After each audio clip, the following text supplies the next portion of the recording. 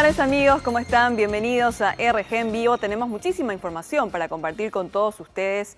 La esposa del ex fiscal general del Estado, María Selva Morínigo, cumplió con todos los trámites de rigor para obtener así su arresto domiciliario.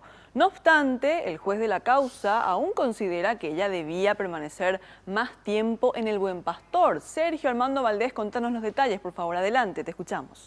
Efectivamente, a las 8:30 horas se presentaba en el Palacio de Justicia de Sajonia la imputada por lavado de dinero. Lo hizo junto a su abogado, que sostuvo nuevamente que en segunda instancia encontraron los plazos fenecidos. Es por eso que la Cámara de Apelaciones otorgó esta prisión domiciliaria. El juez José del Mas se allanó finalmente a este pedido de prisión carcelaria solicitado en principio por el Ministerio Público. Es por eso que pasó varios días en la cárcel del Buen Pastor, prácticamente una semana. Y también tuvo el agravante presentado por la Fiscalía del caso de lavado de dinero, la posible obstrucción a la investigación, no haber presentado caución real y no demostrar arraigo.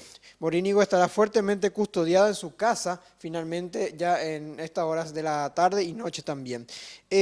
Vamos a escuchar lo que decía María Selva Morínigo en el momento que aparecía en el Palacio de Justicia y también lo que nos decía el juez del caso José del Mas. Ahí está. Ahora sí. Hola. No haga declaraciones. No.